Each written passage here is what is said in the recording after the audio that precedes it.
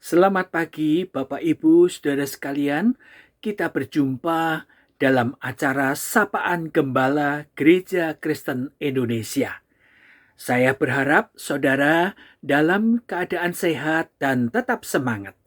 Saya Pendeta Samueli mau mengajak Bapak, Ibu, saudara untuk merenungkan firman Tuhan dengan sebuah tema memandang sang ular tembaga. Untuk itu, mari kita awali dengan doa. Ya Bapa, kami memerlukan firman-Mu yang akan menyegarkan jiwa kami. Hari demi hari menjadi dasar di mana kami beraktivitas bertumbuh kuat. Berbicaralah ya Tuhan, kami telah siap mendengar. Di dalam nama Tuhan Yesus Kristus kami berdoa. Amin. Ya, saudara, saya mau membacakan sebuah ayat pendek terdapat di dalam Yohanes pasal 3 ayat 13 sampai 15. Demikian bunyinya. Tidak ada seorang pun yang telah naik ke sorga selain daripada Dia yang telah turun dari sorga, yaitu Anak Manusia. Dan sama seperti Musa meninggikan ular di padang gurun, demikian juga Anak Manusia harus ditinggikan, supaya setiap orang yang percaya kepadanya beroleh hidup yang kekal. Ya, saudara, di sini Alkitab mengajarkan bahwa tidak seorang pun yang bisa naik ke surga. Yang tentu dengan usahanya sendiri, dalam berbuat baik, dengan mentaati hukum Taurat, dan mengumpulkan amal, itu semua akan sia-sia. Ya, tentu saja perbuatan baik, amal itu hanya berguna selama ada di dalam dunia, tetapi tidak di hadapan Allah. Loh, kenapa? Karena sejak manusia jatuh ke dalam dosa, maka sesungguhnya sebaik apapun yang dilakukan manusia, tetap tidak sempurna dan tidak mencukupi untuk memenuhi standar kekudusan Allah. Maka satu-satunya cara agar manusia bisa masuk ke surga adalah bila Allah sendiri turun dari surga menjadi manusia sama seperti kita, bergumul di dalam pencobaan akan dosa. Namun Dia, yaitu Kristus, telah menang dengan sempurna. Maka kemenangannya menjadi pokok keselamatan bagi setiap orang yang percaya dan berharap kepadanya. Saudara, Alkitab mengatakan tadi, sama seperti Musa meninggikan ular di padang gurun, demikian juga Anak Manusia harus ditinggikan, supaya setiap orang yang percaya kepadanya beroleh hidup yang kekal. Saat itu, Rasul Yohanes menunjuk kepada suatu peristiwa yang terjadi ribuan tahun sebelumnya.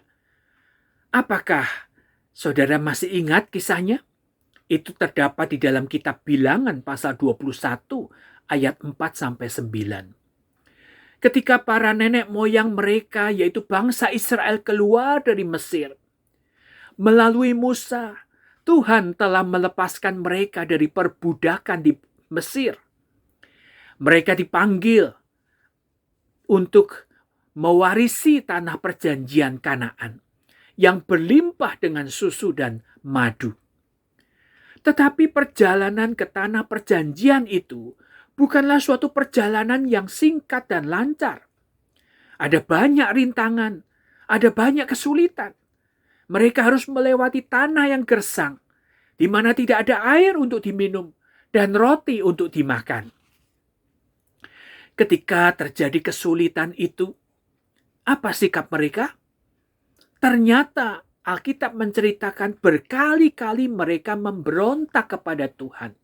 Mereka bersungut-sungut. Mereka marah kepada Musa dan Tuhan yang sudah membawa mereka ke padang gurun itu. Dan mereka ingin kembali ke Mesir. Nah, saudara, bukankah mereka telah melihat apa yang dilakukan Musa di depan mata mereka. Ya, mereka telah melihat dengan mata kepala sendiri, di mana melalui Musa Tuhan telah menurunkan 10 tulah. Dengan tongkat Musa, air laut terbelah.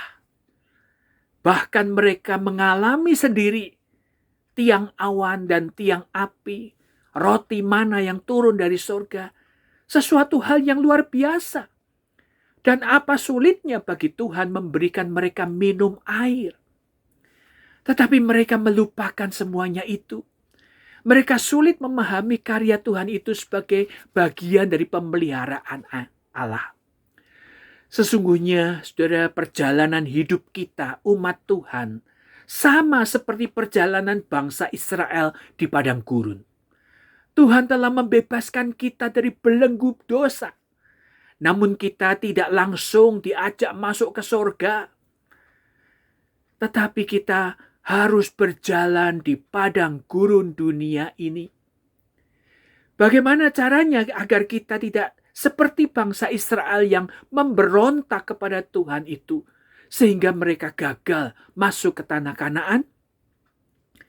Saudara, ada sesuatu yang menarik dari kisah yang ada di dalam kitab Bilangan pasal 21 ayat 4-9.